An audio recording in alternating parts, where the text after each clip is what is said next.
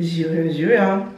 Kot obsedenka z mat šminkami je verjetno logično, da preverim čisto vse, kar pride v naše drogerije in diši po mat dobri šminki.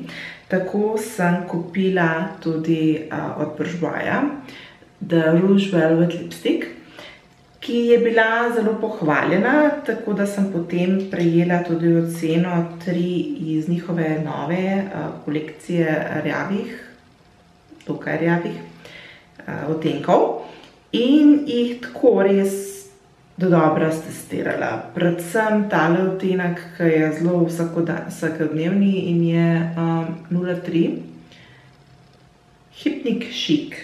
Embalaža je plastična, kar se tiče same trdnosti nimam pripomb. V torbici se tudi ne bo odprla, je pa drugi problem, da je kar malo težko odpreti. To je v bistvu moja največja zamera tem šminkam, ker se vsakič trudim odpreti to zadevščino.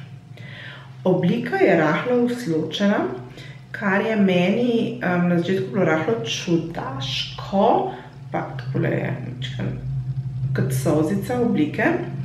Nanos, ja, je v bistvu dokaj enostaven, se ni treba zdaj nekaj blazno razbiti, da se boste res dobro nanesle. Ne bom rekla, da je najlažji nanos ever, ampak se da čisto podobno tole šminko tudi brez lip linerja nanesti, če se vam ne mudi seveda.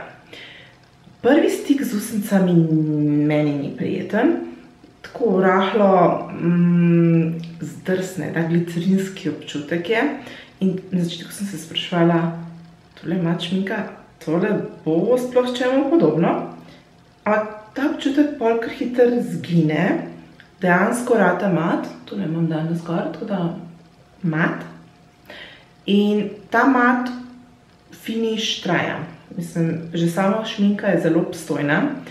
Kako bo bledela, je pa primarno odvisno od tega, kako sem ustnice pripravila. Ker če ustnice res lepo pripravljam, pa popiligiram, bo trajalo to ure in dokaj lepo zbledelo.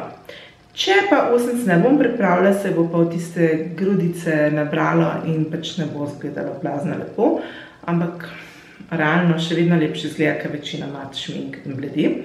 Zaradi tega so se pri meni kar visok pri testiranju mat šmink uspele.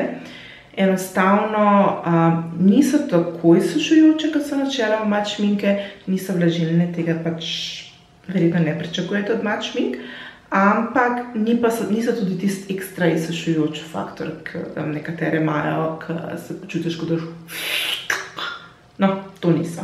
Zaradi tega jih imam rada. Ta odtenek je tisti, ki ga največ nosim, kar je nekako logično, roza barva pa to.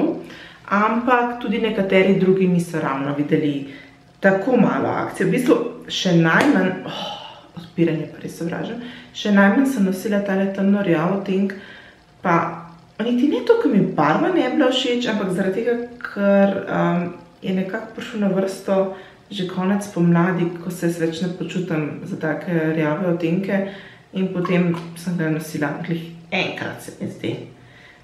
To je Brownette, odtenek 14. Odtenek 15, Peach Satin, ta je, na odpiranje mi pa res ne gre. Tale je tudi zelo taka nosljiva barva, zdaj sicer, če vam paše tonu, potem boste z njo zadovoljni. Po formuli se mi zdi pa zelo primerljiva tej številki 3, Hypnic Chic. Sicer so si formule kar podobne med seboj, ampak niso pa čisto identične. Tako da, kot vidite, sem tudi tole kar precej ponosila in je dobila kar nekaj svojih 5 minut na mojih ustnicah. Številka 16, Carol Melody, pa tudi ne moram reči, da je bila zelo malo na ustnica, ker je za razliko od številke 14 svetlejša.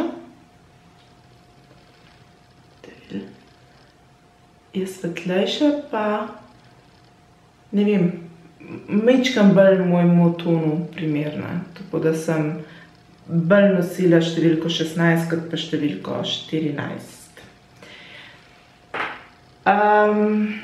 Če povzamem, vse 4 so nosljive, temno rjava, pač barvno mi glih ne paše. Kar dolgo so obstojne, kot se spodobi za mat šminko. Niso tako izsušujoče, kot je to za nekatere mat šminke značilno. In iskreno rečeno so se uvrstile višje kot Charlotte Tilbury mat šminke. Tako da, kar se tiče v moji knjigi, je to že kar konkretna pohvala tem šminkam.